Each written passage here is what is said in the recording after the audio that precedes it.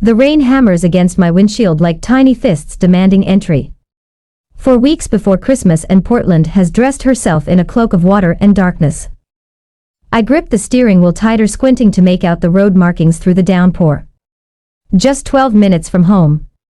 12 minutes from a hot shower, my worn flannel pajamas, and the leftover lasagna waiting in my fridge. I ease to a stop at the red light, drumming my fingers against the wheel in rhythm with Fleetwood Mac on the radio. Something my mother used to play on Sunday mornings. The smell of coffee and cinnamon rolls filling our house before things changed. The light turns green. I press the gas. The world slows down. A flash of headlights from my left, impossibly bright and impossibly close. The speeding SUV barrels through its red light, aimed directly at my driver's side door. My mouth opens to scream, but the sound gets swallowed by the unholy shriek of metal folding in on itself. My car spins violently, and I'm a rag doll inside it. The smell of burning rubber fills my nostrils, followed by something metallic and warm. Blood. My blood.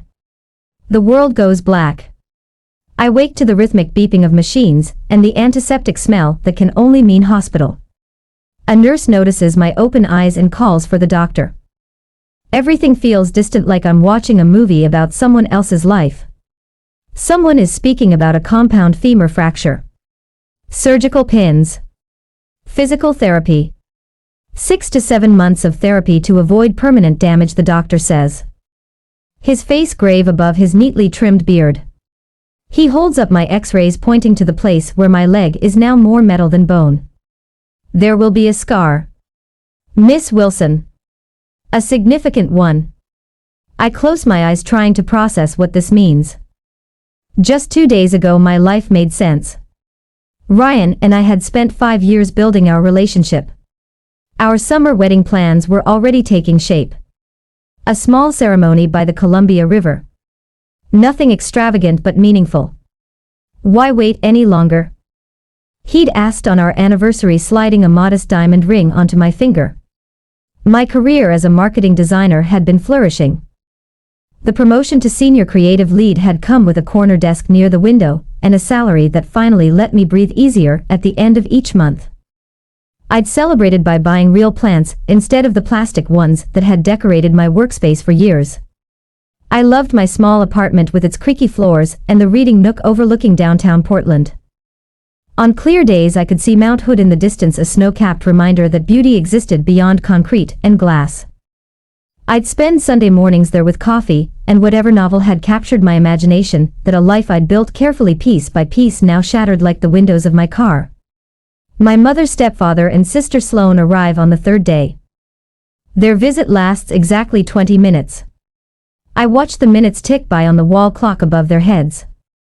They stand awkwardly around my bed, asking casual questions about the weather, the hospital food, whether the nurses are treating me well. Mother keeps her coat on the entire time. We brought you something, Sloane says, placing a small fruit basket on the chair beside my bed. The cellophane wrapper crinkles as she sets it down. 3 apples, 2 oranges, and a bunch of grapes I know will go sour before I can eat them. My stepfather checks his watch twice. When they leave, the silence in the room feels heavier than before. I reach for my phone when it buzzes with a text, my hand trembling slightly from the effort. The message is from Ryan. I can't handle a future like this. 7 words. 5 years reduced to 7 words. I call my mother the next morning, my voice still rough from the breathing tube they'd inserted during surgery. I need help, I tell her, the words burning my throat. Just temporarily. The medical bills and rent. Everyone's struggling right now, Emberly, she says, her voice sharp with impatience. Your stepfather's business is barely staying afloat, and we're helping Sloane with her wedding deposits. I could lose my apartment, I whisper. We just can't right now. A pause.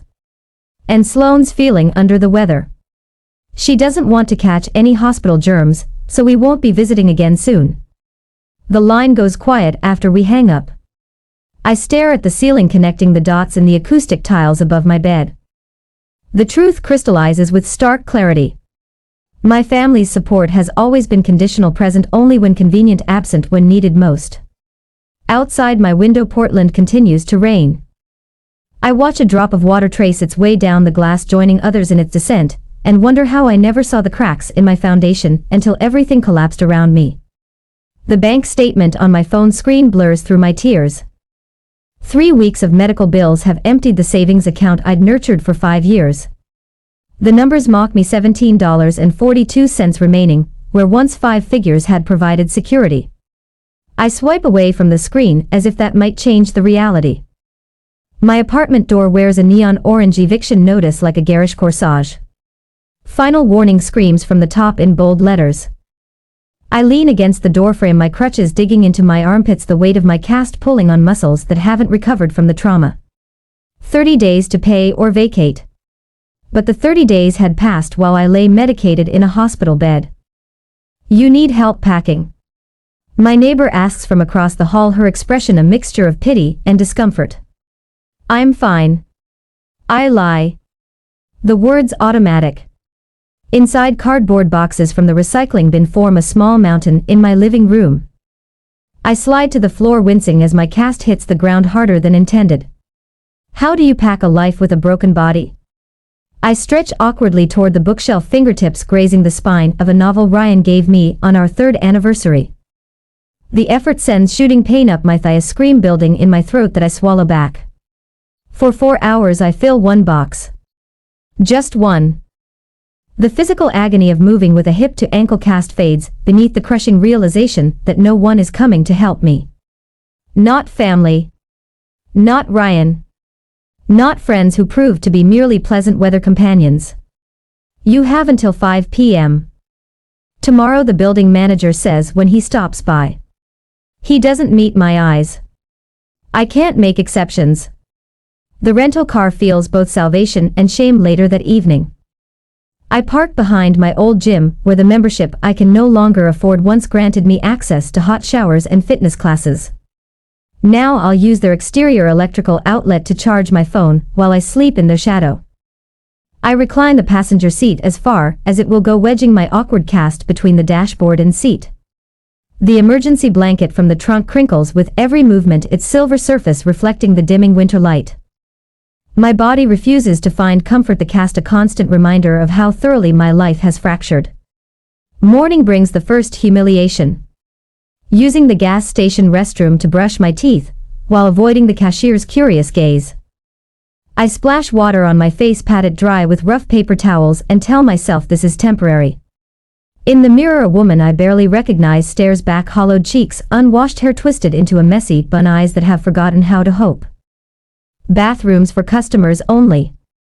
The cashier calls when I emerge. I buy the cheapest coffee they offer, the taste of charity bitter on my tongue. For nights each colder than the last. December in Portland shows no mercy to the homeless, the recently homeless, the never thought I'd be homeless. The distinction matters little when rain hammers against the car windows, a percussive accompaniment to my silent tears.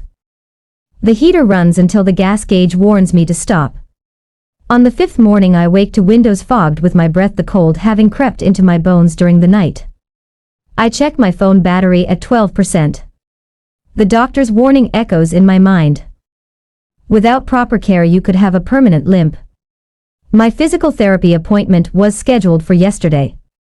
The notification mocks me from my calendar, the $175 session fee now as unreachable as the moon. I attempt the exercises the hospital therapist demonstrated, my legs screaming in protest with each movement. The pain shoots from ankle to hip, white hot and merciless.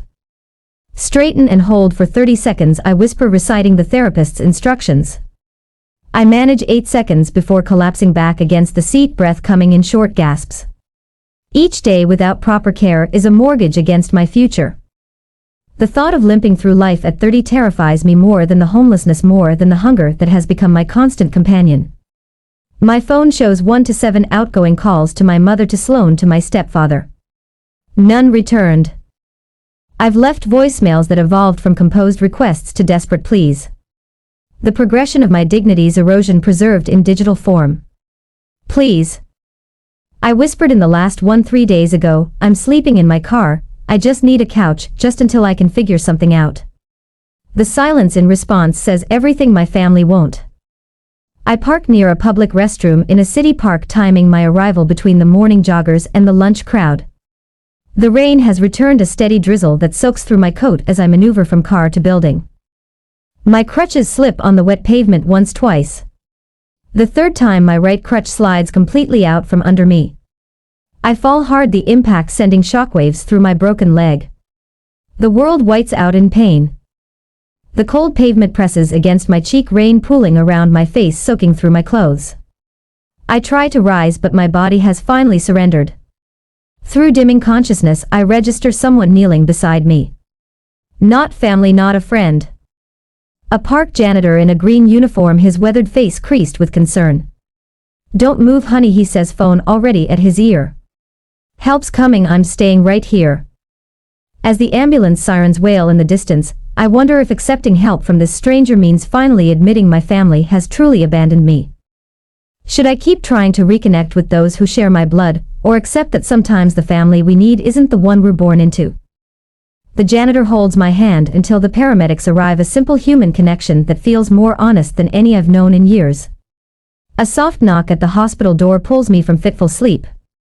I blink against the harsh fluorescent lighting, expecting another nurse with pain medication, or perhaps the doctor with more bad news.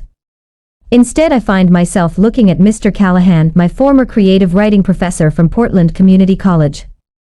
His silver hair is neatly combed, and he's wearing the same type of corduroy jacket he always wore to class. For a moment, I wonder if the pain medication is causing hallucinations. "Emberly," he says, his voice warm with concern. "The janitor who found you in the parking lot is my nephew Marcus. He recognized you from when you'd visit my office hours." Mr. Callahan steps closer, his hands fidgeting with the leather strap of his messenger bag. "He told me what happened." I turn my face away, shame burning through me more powerfully than the pain radiating from my leg. "I'm fine," I whisper, the lie bitter on my tongue. "You were sleeping in your car with a compound fracture." His voice holds no judgment, just quiet certainty. "That's not fine by any definition. I don't need. My wife and I have a loft above our garage." He interrupts gently. "It's small, but it has a bathroom and kitchenette. The doctor says you'll be discharged tomorrow. It's yours until you're back on your feet." Pride makes me open my mouth to refuse, but reality closes it again. The eviction notice, the empty savings account, the unanswered calls to family. Mr. Callahan must see the battle on my face, because he sets his bag down and pulls a chair closer to my bed. "Everyone needs help sometimes, Emberly. This isn't charity, it's humanity." When I nod, the relief that washes over his face makes me wonder who is helping whom. The doctor called physical therapy rehabilitation. A more honest term would be torture. Twice weekly I grit my teeth through exercises that send fire shooting through my leg. My physical therapist Diane is relentlessly cheerful as she pushes my limits. "One more rep," she says, for what feels like the 10th one more. "I can't." I gasp, sweat dampening my t-shirt. "You can and you will," she replies, her smile never faltering. The alternative is a lifetime of pain and limited mobility. At night, the accident replays in Technicolor behind my closed eyelids, the flash of headlights, the shriek of metal, the warm trickle of blood down my face. I wake gasping for air, my heart hammering against my ribs like it's trying to escape. The stairs to the loft become my personal Everest. The first time I attempt them alone, I tumble backward on the third step, landing hard on my tailbone. The second time, my crutch slips on the edge, and I barely catch myself on the railing. The third time, I crawl up on my hands, and one good knee dragging the useless leg behind me like dead weight. Mrs. Callahan brings dinner up each evening, setting the tray on the small table by the window. "Just until you can manage the stairs," she insists when I try to protest. "Thank you," I say instead, forcing the words past the lump in my throat.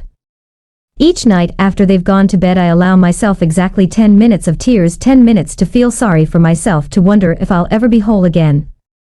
Then I wipe my face, take a deep breath, and promise myself that tomorrow will be better than today.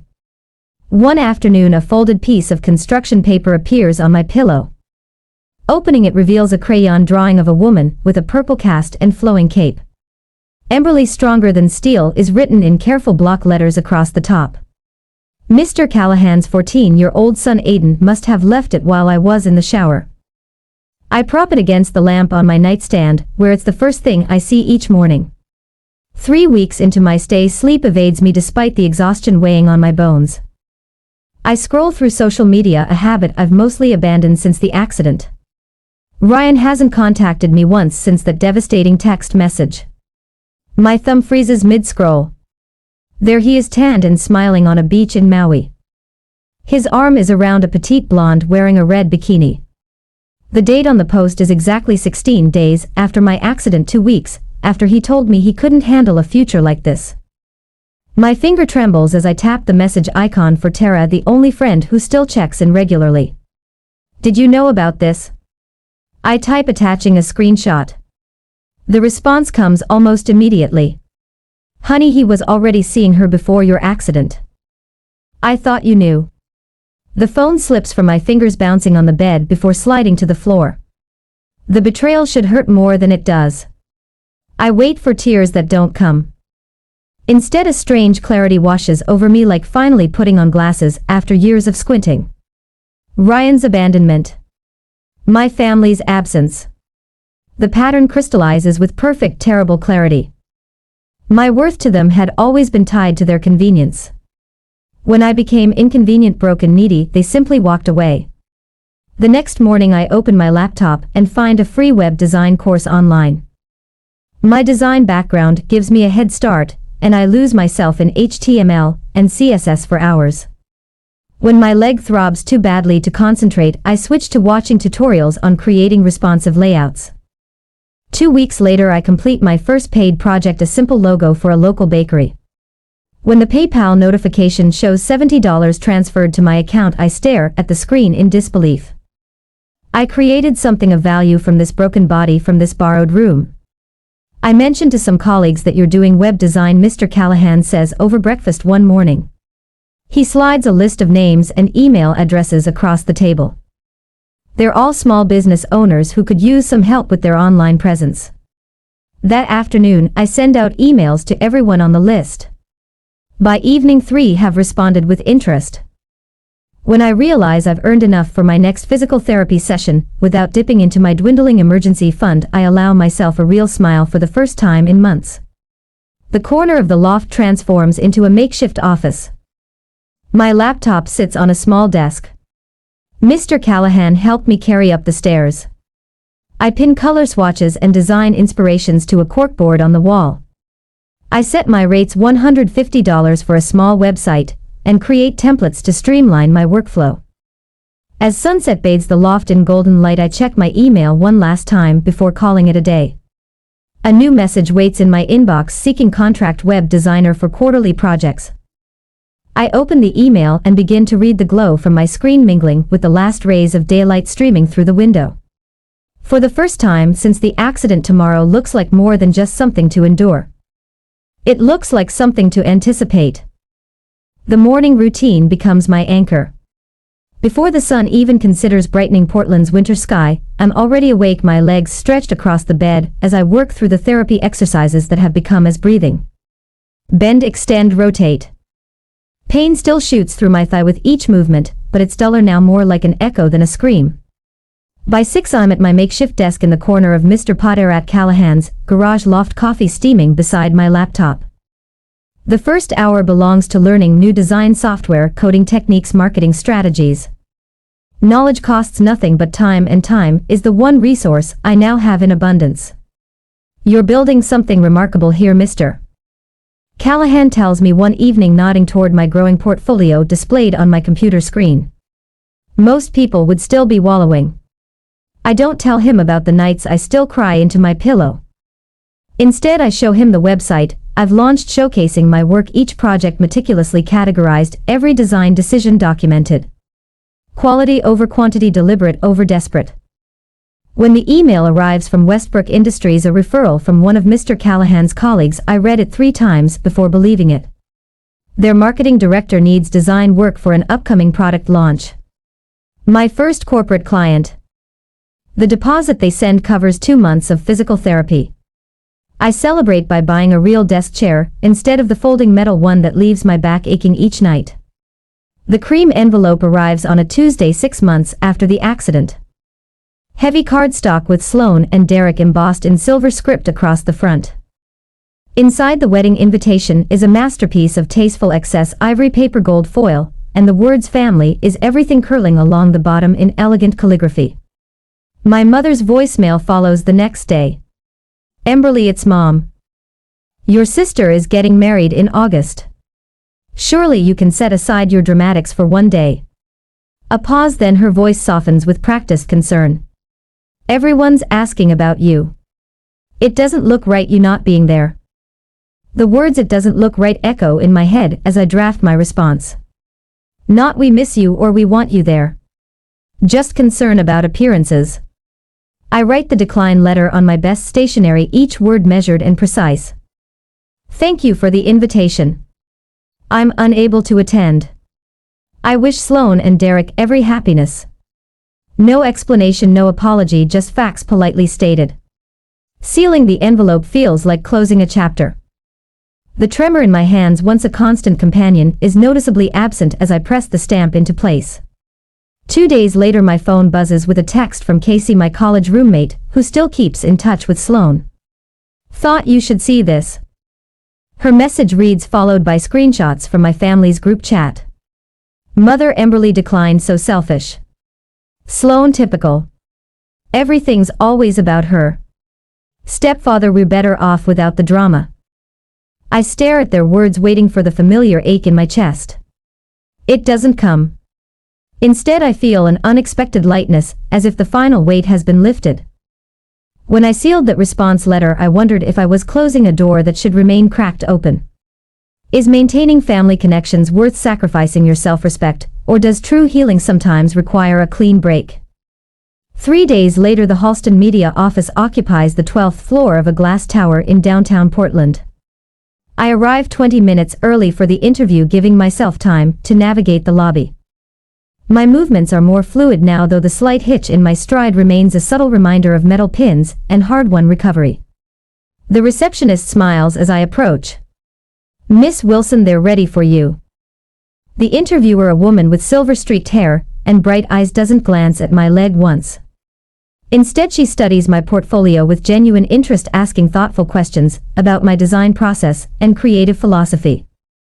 Your work shows remarkable attention to detail, she says, lingering over a branding package I created for a local coffee shop. And these user experience flows, they demonstrate real empathy for the customer journey. When she extends the offer, design manager, $115,000 annually with benefits and remote work flexibility, I maintain my composure until I reach my car. Then I press my forehead against the steering wheel and let the tears flow freely, not from pain or loss but from vindication. That evening I call Mr. Callahan to share the news. They saw my work, I tell him, my voice thick with emotion. Not my limp, not my story, just my work. The world is full of people who recognize value when they see it, he replies. And those who don't. They reveal more about themselves than about you. 2 weeks later the cottage sits on a 1/4 acre just outside the city limits. It's nothing grand, 2 bedrooms, worn hardwood floors that creak with character, and a wraparound porch that caught my eye the moment I saw the listing. The previous owners left behind climbing roses that frame the front steps. Their scent welcoming visitors even before the door opens. The realtor, a man with a booming laugh and perpetually untucked shirts, raises his eyebrows when I make the offer without consulting anyone. Don't you want to bring your husband by? Or your parents? He asks, pen hovering over the paperwork. It's just me, I reply, meeting his gaze steadily, and I know what I want. When the closing date arrives I sit alone at a table scattered with documents, signing my name over and over. The loan officer explains each form with practiced efficiency, occasionally glancing up as if expecting someone else to walk through the door. The final signature complete, she hands me a set of keys attached to a small wooden house charm. Congratulations, Miss Wilson, the property is yours. The weight of those keys in my palm feels different from anything I've experienced before, not the burden of dependence or the sting of rejection. Instead they represent a promise kept to myself, a foundation built with my own hands. That evening I sit on the porch steps of my new home, watching the sunset paint the sky in shades of orange and pink. For the first time in over a year I don't feel the need to look back. The road ahead winding and uncertain, as it may be, is entirely mine to travel. Almost 2 years later, the package arrives on a Wednesday wrapped in mint green paper with cartoon giraffes dancing across the surface. Inside lies a tiny blue onesie, impossibly small booties, and a handwritten note from Sloan: "Your nephew wants to meet his aunt." I run my fingers over the soft cotton, something tugging at my heart despite my best efforts to remain unmoved. I place the package on my coffee table where it sits for 3 days before I tuck it away in a drawer. No response sent. 2 weeks later, another envelope arrives. This one contains no baby clothes, just a medical bill with my stepfather's name, and a post-it note in my mother's handwriting. "Robert had a stroke. We're drowning in expenses." The subtle implication hangs unspoken between the typewritten lines now that I've landed on my feet. Surely I owe them. My phone buzzes with increasing frequency. Text messages appear like clockwork, each one heavier with obligation than the last. "Family takes care of family," my mother writes on a Tuesday morning. "Remember who raised you." Arrives that Friday evening. "Your nephew said his first word today. It should have been aunt." Sloan adds the following week. 3 days later, I've just finished watering my front porch ferns when a silver sedan pulls into my driveway. My mother steps out looking older than I remember, her hair more gray than brown now. She wears her church clothes, cream-colored blouse, sensible tan slacks, gold cross necklace catching the afternoon sunlight. The outfit she reserves for important negotiations. Emberly she calls, not waiting for an invitation before climbing my porch steps. What a lovely home. I don't invite her inside. Instead, I remain where I stand. Watering can still gripped in my right hand. "Why are you here?" Can't a mother visit her daughter? She attempts a smile that doesn't reach her eyes. "We miss you. Robert's been asking for you since his stroke." A calm settles over me, different from the anxiety her presence would have triggered a year ago. "I needed you when I was sleeping in my car with a broken leg." Her expression falters. "We didn't know. I almost lost my leg while you were too busy to answer my calls." My voice remains steady, a fact that seems to unnerve her more than if I'd shouted. 17 calls, mother. Not one returned. "You've always been so independent, we thought. You thought what was convenient for you to think." I set the watering can down on the porch railing. "The truth is, you never showed up for me unless it benefited you somehow." "That's not fair," she protests, eyes darting past me to peer through my front windows. "We're family." Family wouldn't have let me sleep in a car that December with a compound femur fracture. She sighs dramatically. "Are you still dwelling on that?" "It's been almost 2 years, Emberly. People make mistakes." 2 robins land on my front lawn pecking at the grass while we stand in silence. I've rehearsed this moment countless times, but now that it's here I feel nothing but a profound weariness. The following Monday, I sit across from attorney Joanna Faulkner, her office smelling of lemon polish and old books. "A formal no-contact letter is certainly within your rights," she explains, sliding papers across her desk. "Once served by certified mail, any further attempts at contact could potentially constitute harassment. And they can't contest it." I ask, pen hovering above the signature line. "They can contest anything, but the law is on your side." Her eyes are kind behind tortoiseshell glasses. "This isn't about disowning them, it's about establishing boundaries they've proven unwilling to respect." I sign my name with a steady hand, authorizing letters to be sent to my mother, stepfather, and Sloan. The weight lifts from my shoulders with each stroke of the pen. 3 days later, my phone rings with my mother's number. Against better judgment, I answer. "You can't legally disown your family." Her voice borders on hysterical. "We're blood, what will people at church think?" "I'm not disowning you," I reply, surprised by the calm in my voice. "I am protecting myself." After hanging up, I systematically silence notifications, redirect my mail to a P.O. box, and block their accounts across all social media platforms. The final click of the block button feels like locking a door on a chapter of my life that no longer serves me. That evening, I sit alone on my porch swing, watching fireflies blink in the gathering dusk. The slight creak of the chains above my head keeps rhythm with the cicadas' evening chorus. For the first time in months I breathed deeply without the tightness in my chest that thoughts of family once triggered. 3 months pass in peaceful silence. Then a sympathy card arrives from a distant cousin. My stepfather has died. The note mentions I've been cut from the will. When my friend Marcella calls to tell me concerned about how I'm taking the news, my response surprises even me. Good, I wouldn't have taken a cent. A week later a thick envelope arrives, Sloane's familiar handwriting sprawled across the front. Inside is a 5-page letter filled with vitriol ending with "You'll die alone." I seal it in a fresh envelope, write "Return to sender" across the front, and add a second smaller envelope marked "For my and 18 years from now."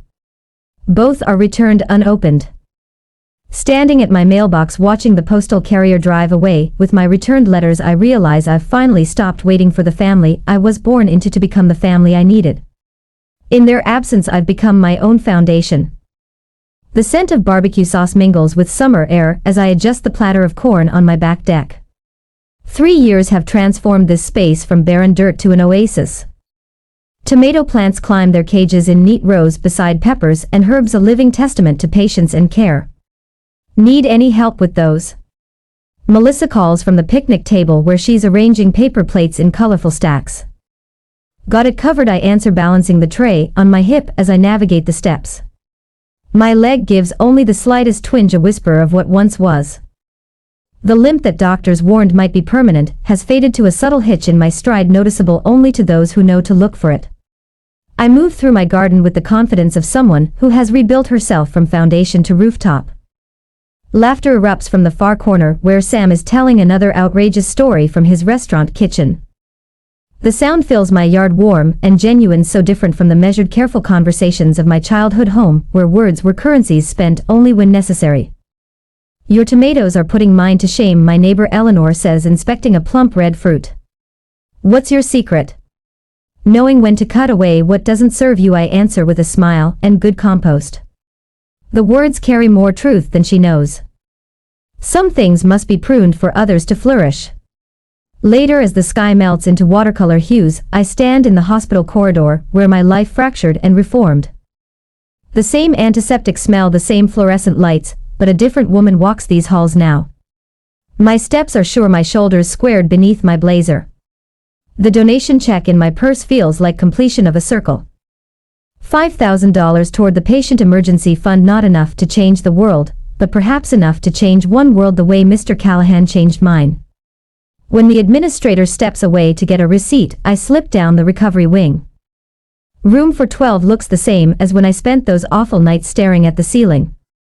I tap the underside of the bed frame and secure a small envelope with clear tape. Inside, a note. Sometimes the ones you need most walk away, and sometimes you're better off because of it. Words I wish someone had told me when I thought being abandoned meant being unworthy of love. The monthly dinner at the Callahans has become a cornerstone of my calendar. Margaret's dining room glows with candlelight as we pass dishes, family style, the conversation flowing as easily as the wine, to building bridges that matter. Mr. Callahan says, raising his glass and having the courage to burn those that don't. His wife squeezes my hand under the table. Their son, now in college, asks about my next speaking engagement. The warmth around this table has nothing to do with blood relations and everything to do with chosen presence. These people showed up. They continue to show up. No conditions, no scorekeeping. My book sits on bookstore shelves nationwide now, its spine bearing my name above the title after abandonment. Building a Life That's Yours. The publisher called last week about a printing. The speaking requests arrive daily. Community centers, support groups, conferences for therapists who work with estranged adult children. I've repainted every room in my house, installed new windows that let in more light, planted perennials that return stronger each spring. The physical manifestations of an inner truth. Renewal requires both destruction and creation. Tonight I sit on my porch swing as sunset paints the sky in brushstrokes of amber and rose. The solitude wraps around me like a favorite blanket. Comfortable rather than confining. Not lonely, just peacefully alone. As I sat there watching the light fade, I realized that forgiveness doesn't always mean reconciliation. Sometimes it simply means accepting that the past cannot be changed, but the future is entirely yours to build. Would you have tried one more time with family who abandoned you in your darkest hour? Or would you have done as I did, close that door to open better ones?